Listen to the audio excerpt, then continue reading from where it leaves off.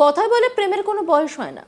কিছুদিন আগে শোনা গিয়েছিল এক বৃদ্ধ এক কম বয়সী মেয়েকে বিয়ে করেছেন, আর সেই ঘটনা সোশ্যাল মিডিয়ায় বেশ ভাইরাল হয়েছিল। তবে সবটাই ছিল দুজনের ইচ্ছায়, কিন্তু সেটা যদি জোর করে হয় তাহলে সেটাকে কি বলা যাবে? মহিলাদের ওপর অত্যাচার থেমে নেই, তার মধ্যে একের পর এক কুরুচিকর ঘটনা সামনে আসছে। এবার নাতনির বয়সী এক মহিলাকে বিয়ে করলো এক বৃদ্ধ, আর এরপরেই থানায় দৌড়ল মহিলার পরিবার। তার বিরুদ্ধে মামলা রুজু করে কৃষ্ণনগরে বিশেষ আদালতে পেশ করা হয়। পুলিশ সূত্রে খবর, গত 16 জানুয়ারি নদিয়ার নবদ্বীপের ইদ্রাকপুরের মাঝের পাড়া এলাকায় এক 45 বছর বয়সী বৃদ্ধ বুদ্ধদেব ঘোষ দিকনগরের নাতের বয়সী এক মহিলাকে জোর করে বাড়িতে তুলে এনে তুলসীতলায় বিয়ে করেন। এরপর সেই মহিলার দিদি নবদ্বীপ থানায় অভিযোগ দায়ের করলে নবদ্বীপ থানার পুলিশ মহিলাকে উদ্ধার করে নিয়ে আসে। মহিলার দিদি জানায়, গত 16 তারিখ মহিলার ঠাকুমা এবং মাসি তার দিদা বাড়ি নিয়ে যাওয়ার নাম করে ওই বৃদ্ধ ব্যক্তির সঙ্গে মহিলাকে ছেলের বাড়ির তুলসীতলায় বিয়ে দেয়। এরপরে মহিলার দিদি খবর পেয়ে সেই বৃদ্ধের বাড়িতে পৌঁছায় এবং নবদ্বীপ থানায় অভিযোগ দায়ের করে বলে জানা গেছে। ইতিমধ্যে দুই পরিবারের মোট 8 জনের বিরুদ্ধে অভিযোগ দায়ের হয়েছে নবদ্বীপ থানায়। বাকিদের খোঁজে ইতিমধ্যে তল্লাশি শুরু করেছে পুলিশ। এক বৃদ্ধ সহ 8 জনের বিরুদ্ধে অভিযোগ দায়ের করা হয়েছে। এই গোটা বিষয় নিয়ে একটি রিপোর্ট তুলে ধরেছেন আমার কলিগ নিলয় ভট্টাচার্য। দেখাবো আপনাদের। একজন অপ্রাপ্ত বয়স্ক মহিলাকে তার ঠাকুমা এবং মাসি ফুসলিয়ে দিদার বাড়ির নাম করে নিয়ে আসে নদিয়ার কৃষ্ণনগর কোতোয়ালি থানার ব্রহ্মনগর গ্রাম থেকে। সেখানে নবদ্বীপ থানার ইদ্রাকপুর গ্রামে যে পাত্র, তার বয়স কিন্তু 45-এর ওপর, অর্থাৎ বুদ্ধদেব ঘোষ। কোনো অগ্নিসাক্ষী নয়, তুলসী মঞ্চকে সাক্ষী রেখেই মেয়েটির মাথায় সিঁদুর তুলে দেন তিনি। আর এই বিষয়টি জানে মেয়েটির দিদি। জানা মাত্রই নবদ্বীপ থানার দ্বারস্থ হয়।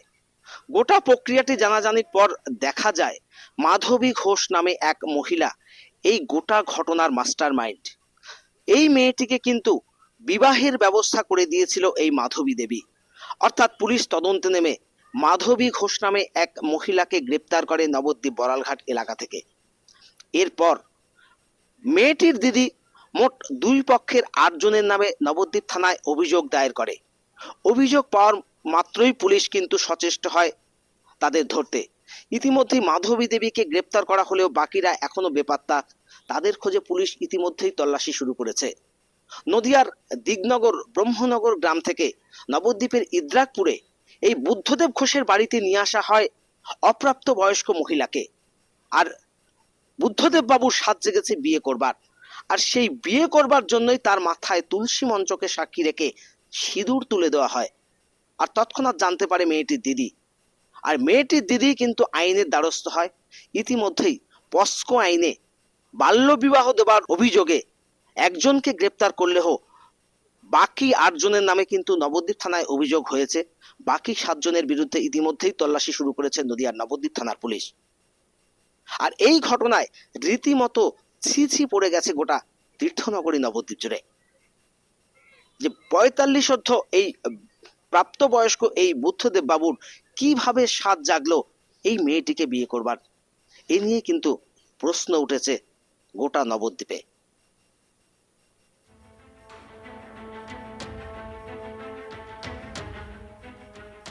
কথায় বলে প্রেমের কোনো বয়স হয় না। কিছুদিন আগে শোনা গিয়েছিল এক বৃদ্ধ এক কম বয়সী মেয়েকে বিয়ে করছেন, আর সেই ঘটনা সোশ্যাল মিডিয়ায় বেশ ভাইরাল হয়েছিল। তবে সবটাই ছিল দুজনের ইচ্ছায়, কিন্তু সেটা যদি জোর করে হয় তাহলে সেটাকে কি বলা যাবে? মহিলাদের ওপর অত্যাচার থেমে নেই, তার মধ্যেই একের পর এক কুরুচিকর ঘটনা সামনে এসেছে। এবার নাতনির বয়সী এক মহিলাকে বিয়ে করলো এক বৃদ্ধ, আর এরপরেই থানায় দৌড়ল মহিলার পরিবার। তার বিরুদ্ধে মামলা রুজু করা হয়েছে, কৃষ্ণনগর বিশেষ আদালতে পেশ করা হয়েছে। পুলিশ সূত্রে খবর, গত 16 জানুয়ারি নদিয়ার নবদ্বীপের ইদ্রাকপুরের মাঝের পাড়া এলাকায় এক 45 বছর বয়সী বৃদ্ধ বুদ্ধদেব ঘোষ দিগনগরের নাতির বয়সী এক মহিলাকে জোর করে বাড়িতে তুলে এনে তুলসীতলায় বিয়ে করেন।